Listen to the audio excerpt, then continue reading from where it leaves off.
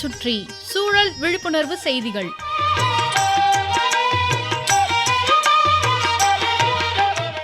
அன்புள்ளம் கொண்ட ருக்குமணி அக்கா அவர்களுக்கு மாணிக்கம் எழுதும் மடல். நலம் நலமறிய ஆவல். உள்ளூர்காரன் தான். வெளியூர்லேருந்து வர்றவன் பார்க்கறதுக்கு சோக்கா நல்லா தெரிவான். ஆனால் அவனுடைய தெம்பு சக்தி மெச்சும்படியாக இருக்காது. என்னது கடுதாசி ஒரே குழப்பமாக இருக்குன்னு யோசனை செய்கிறீங்களா? இந்தியாவில் மொத்தம் 33க்கும் மேற்பட்ட மாட்டினங்களும் 15க்கும் மேற்பட்ட எருமை இனங்களும் 40க்கும் மேற்பட்ட செம்மறியாட்டு இனங்களும் வெள்ளாட்டு இனங்கள் சுமார் 20 இருக்குதான்.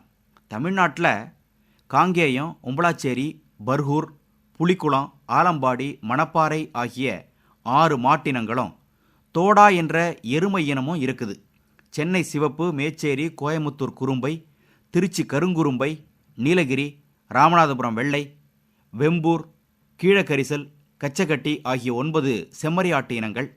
வெள்ளாட்டில் கன்னியாடு, கொடியாடு, சேலம் கருப்பு ஆகியன தமிழ்நாட்டில் இருக்குதான். பொதுவாக நம்ம நாட்டின கால்நடைகள் பால் உற்பத்தி எடை போடுறதுல குறைவாக மெதுவாக இருக்கும். ஆனால் நோய் எதிர்ப்பு திறன், வேலை செய்யும் திறனில் அடிச்சிக்க முடியாது.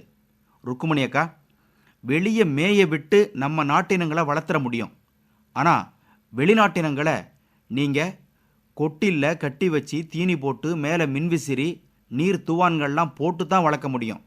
எந்த சூழலையும் தாங்கி வளரக்கூடிய தன்மை சக்தி பெற்றவை நம்ம நாட்டு கால்நடைகள்.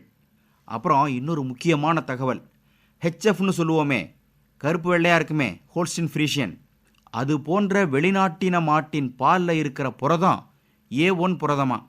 நம்ம நாட்டின மாடுகளின் பாலில் இருக்கும் புரதம் A2. என்ன வித்தியாசம்? புரதம் எல்லாம் ஒன்று தானேன்னு கேட்பீங்க. அப்படி இல்லை. A1 புரதம் உள்ள பாலை குடித்தா செரிமானத்தன்மை குறைவு, சில உடல் உபாதைகள் வர்றதுக்கு வாய்ப்பு இருக்கான். A2 புரதம் உள்ள நம்ம நாட்டின மாடுகளின் பாலை குடித்தா அழுத்தம் போன்ற உடல் உபாதைகள் வராதான். இதனால் இப்போது நமது நாட்டின மாட்டிலிருந்து கறக்கும் பாலை தனியாக பாக்கெட் போட்டு அதிக விலைக்கு விற்பனை செய்கிறாங்களாம். ஈரோடு மாவட்டத்தில் இப்போ இது நடைமுறையில் இருக்கான். அதோட இந்த தகவல் வேகமாக பரவி வர்றதுனால நம்ம நாட்டின மாடு ஒன்று 40,000 ரூபா 50,000 ரூபாய்க்கு விற்கப்படுதான். ஆனால் அதுவே வெளிநாட்டினங்கள் 30-35,000 ரூபாய்க்கு விலை போகுதான். இப்படி ஒரு விழிப்புணர்வு மக்கள் மத்தியில் ஏற்பட்டுக்கிட்டு இருக்கு. ருக்குமணி அக்கா, கள்ளக்குறிச்சியில் இதுபோல் ஏதாவது வித்தியாசமாக நடைபெறுதா?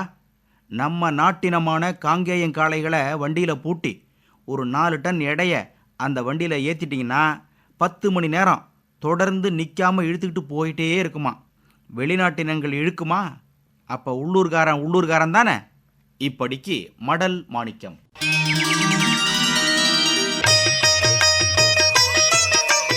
நம்மை சுற்றி சூழல் விழிப்புணர்வு செய்திகள் கேட்டீர்கள்.